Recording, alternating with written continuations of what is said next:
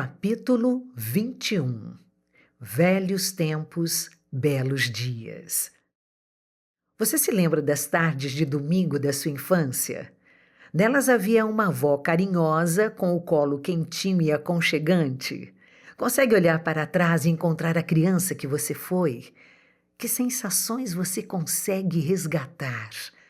Nas minhas tardes de domingo, eu tinha minha avó Cida, mulher guerreira, digna de ter um livro escrito. A casa trago na lembrança e quase acredito ser capaz de reproduzi-la, não somente na descrição dos cômodos, dos móveis, dos objetos, mas nas sensações boas que a lembrança me traz. Aos domingos, ela conseguia reunir todos os filhos, genros e netos. Parecia sempre um dia especial, o dia de irmos para a casa da vó Cida. Éramos 5 crianças, eu, meu irmão Ricardo e os meus 3 primos, filhos da tia Dinha, Eduardo, Alexandre e André. Após o almoço, a família subia os degraus depois da lavanderia e se reunia em volta de uma mesa, de cadeiras, e se envolvia numa roda de cantoria. Quase posso ouvir aquelas vozes da minha infância. Os homens tocavam e cantavam. As mulheres, além de conversarem, cantavam também.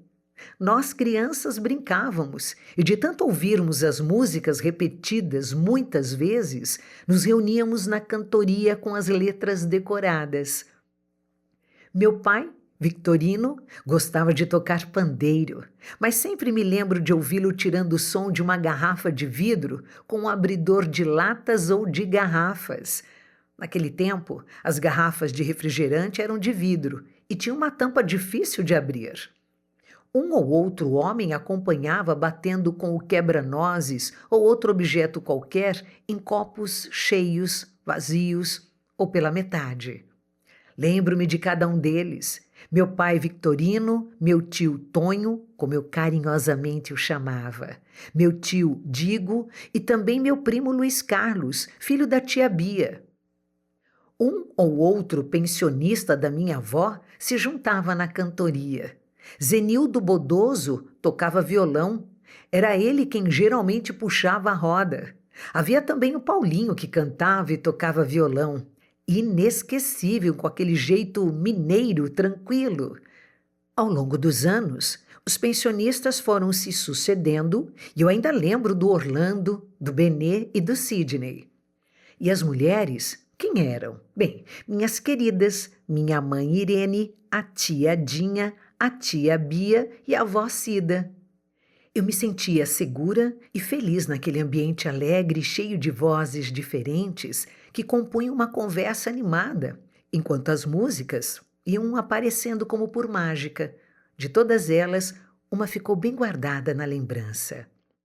Era mais ou menos assim: barracão de zinco, pendurado no morro, me pedindo socorro. Não vou procurar na internet para me lembrar de detalhes dela. Vou contar só com a minha memória emocional. Ela dizia que do barracão dava para ver a lua no céu e as estrelas que pontilhavam o chão. Talvez essa música tenha ficado tão marcada porque realmente existia um barracão, não de zinco, mas de madeira nesse fundo de quintal. Depois dele, me lembro de ter um morro e árvores, lugar que não dava para escalar e que vivia nas minhas fantasias. No barracão, a imaginação era a personagem principal. Servia de casa de boneca, Forte Apache, esconderijo, escola e mais uma porção de coisas.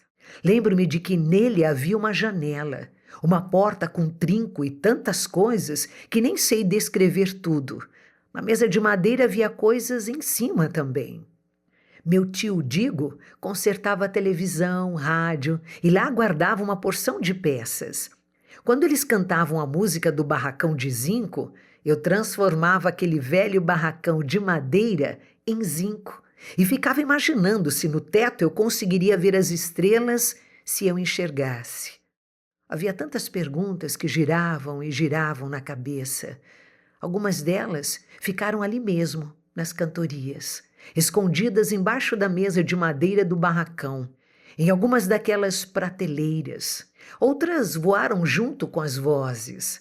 Porém, para outras, muitas perguntas de criança ainda não consegui resposta. Com meus pezinhos pequenos, pisava nas estrelas que pontilhavam o chão, imaginando que umas ficavam escondidas, sumidas debaixo dos pés, e outras formavam uma moldura. Outras ainda só apareciam depois dos dedos, parecendo-se mais ou menos com um telhado de casinha. Cabeça de criança viaja longe. Se existiam ou não, pouco importava. Mas vamos voltar para as pessoas daquela família da infância com um personagem que não poderia faltar. Era um cachorro, Nero, grande e magro, que pulava em mim. Lembro que a avó Cida me disse várias vezes que antes de ela comer, o Nero tinha que estar com a barriga cheia. Nunca se sentava para comer antes que o Nero tivesse comido. É claro que isto era mais no dia a dia, porque no domingo o Nero ganhava um pouco de cada um, e as sobras do almoço eram sua garantia. Minha avó era carinhosa, tinha os cabelos lisos e gostava de fazer permanente. Acredito que hoje isso dificilmente passa pela cabeça das mulheres. Será que o padrão mudou ou era um gosto ousado dela? Ela escreveu sua própria história sem lápis nem papel. Nunca foi à escola, mas teve coragem de se reinventar. Mas esta prosa fica para uma outra hora. Naquela época, eu não conseguia me imaginar adulta, imaginar minhas tias sendo avós, ou mesmo a minha mãe sendo avó de uma filha minha. Tudo era só aquele momento e o futuro, bem, o futuro era simples, desenhado e redesenhado a qualquer hora que eu quisesse. Não me dava conta de que havia preconceito ou campos de batalha para guerras que nem eu mesma iria querer guerrear. Tudo podia se resumir em uma roda de cantoria, um abraço da avó, umas risadinhas com o irmão e os primos, com ouvidos esticados para entender alguma conversa de segredo. Em um de repente frequente, nas tardes de domingo, aparecia o Valdemar. Era um sujeito interessante. Andava descalço, falava coisas de que eu duvidava. A avó Cida sempre tinha um prato de comida para ele. Muitas e muitas vezes ele dizia ser um anjo. Eu, uma criança curiosa, discutia com ele. Nunca acreditei que ele fosse realmente um anjo. Ele ficava mentindo para talvez a pobreza não lhe fazer doer os pés, o frio não lhe castigar os lombos, a fome não ser uma realidade. Valdemar contava muitos causos, todos inventados, mas minha avó tinha ouvidos para ele e nunca dizia que era mentira nem o deixava sem jeito. Aliás, minha avó sabia como equilibrar a balança em qualquer discussão, em qualquer sonho impossível. As tardes se tornavam noites, e na minha fantasia de criança eu deixava presos no barracão histórias não acabadas, brinquedos para depois, para outro domingo. Era bom saber que logo ia encontrar meus primos novamente. Aliás, cada um deles era um menino diferente. Mas de todos eles, eu brincava mais com o mais velho, que era 3 anos mais novo do que eu, o Edu. Era ele que nas brincadeiras de pega-pega, esconde-esconde, abelha e caçador, me segurava a mão e me ajudava. Ele me defendia, me protegia e se deixava pegar para eu escapar. Que infância boa de lembrar! Eu não ia para a escola. Naquela época havia um internato, o Instituto Padre Chico, que para mim era o mesmo que me arrancar de mim. Mas eu sonhava e no meu sonho tudo era mais fácil de encarar.